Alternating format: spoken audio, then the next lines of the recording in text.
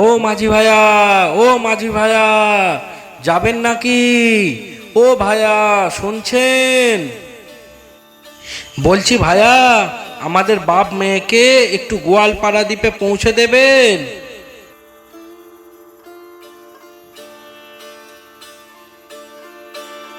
পৌঁছে তো দিতামই দাদা, কিন্তু আপনি তো জানেন এত রাতে যে নৌকা চালানো খুব কঠিন। আর ইছামতি রূপ তো আপনি জানেনই। আমাদের তো ভোরের মধ্যেই পৌঁছাতে হবে ভাই, দাও না গো, খুব বিপদে পড়ে গেছি ভাই, একটু দাও না, পৌঁছে দাও না। আচ্ছা চলেন দেখি তাহলে।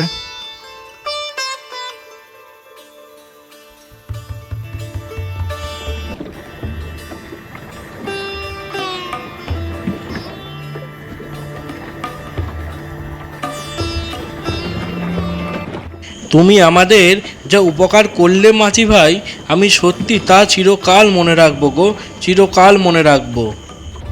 তা দাদা একটা কথা কইমু? হ্যাঁ বলো না, বলো। তা নৌকায় ওঠার আগে আপনি যে বলতেছিলেন খুব বিপদে পড়েছি, খুব বিপদে পড়েছি, তো দাদা আপনি কি বিপদে পড়েছেন? আর বলো না, কাল আমার বড় মেয়ে ফারিনের বিয়ে, ওর বিয়ের জন্যই আমি শহরে গেছিলাম কিছু জিনিস কিনতে, কিন্তু এত রাত যে হয়ে যাবে না তা আমি বুঝতে পারিনি, আর যে আমাকে কাল ভোরেই পৌঁছাতে হবে। ও দাদা, তা বিপদ তো বটেই, কাল বড় মাইয়ার বিয়ে বলে কথা।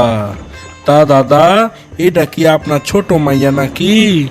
তো মা, তোমার নাম কি? ওর নাম আমিনা।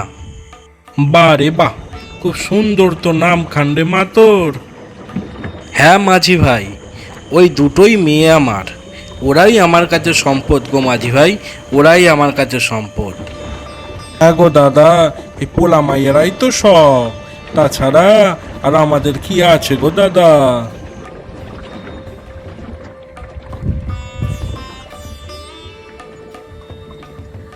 তা মাঝি ভাই, তোমার নাম কি? আমাগো নাম আব্দুল মিয়া। তা এখানে আমাকে সবাই আব্দুল ভাই বইলাই ডাকে।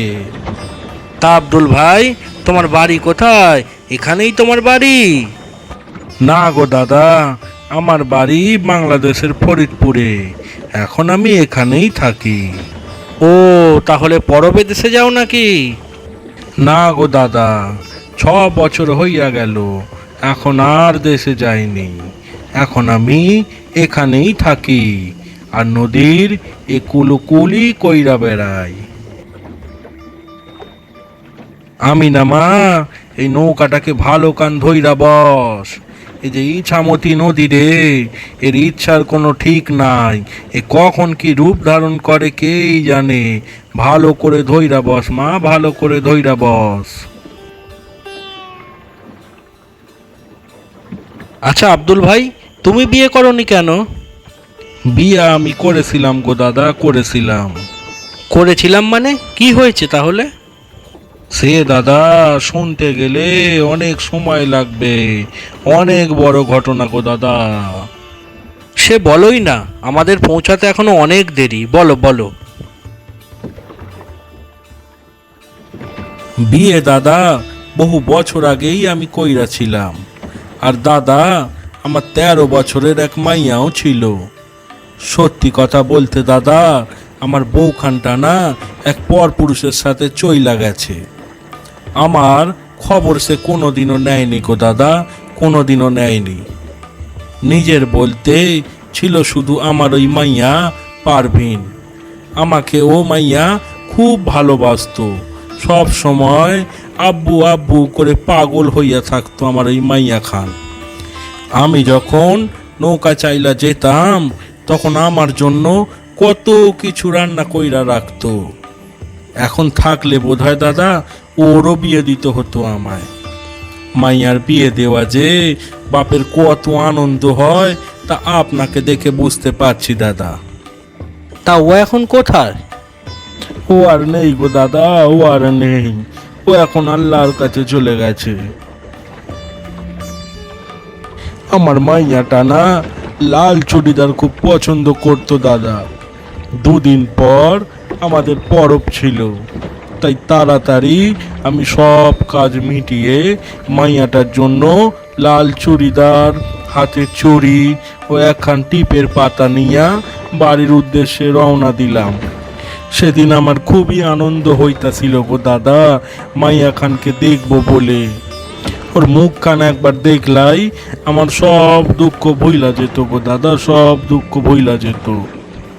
মাইয়াটা আমার জন্য সিমুই আনতে ছিল, কিন্তু আল্লাহ তাআলা আর আমার মাইয়াটাকে আমার জন্য আর সিমুই আনতে দিল না গো দাদা, দিল না গো।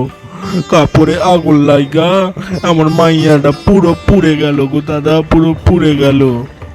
আমি যখন সব কিছু নিয়ে পৌঁছালাম, গিয়ে দেখলাম আমার মাইয়াটা চুপচাপ শুয়ে আছে।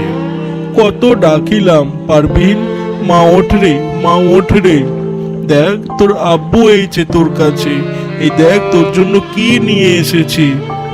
কিন্তু আমার মাইয়া খান সারা অবধি দিল না, চুপচাপ শুয়ে রইল। ওর আব্বুর দিকে একটি বারের জন্য আর দেখলো না গো দাদা, আমার মাইয়া খান একটি বারের জন্য দেখলো না গো দাদা।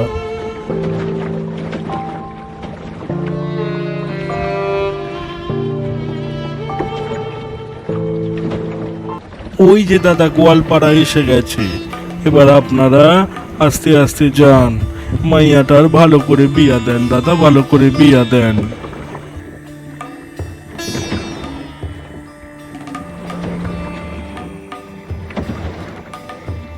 তা আব্দুল ভাই, একটা কথা বলবো? বলছি, ফারিনও তো আপনার মেয়ের মতন। আপনি নয় আজ দুপুরে আমার বাড়িতে আসবেন? আজ আমার বড় মেয়ের বিয়ে। আপনি আসবেন আব্দুল ভাই, আপনি আসবেন। আপনি এলে আমরা খুব খুশি হব আব্দুল ভাই। তাহলে আব্দুল ভাই আমরা চলি, দেখা হচ্ছে দুপুরে। আসবেন কিন্তু আব্দুল ভাই, চলি।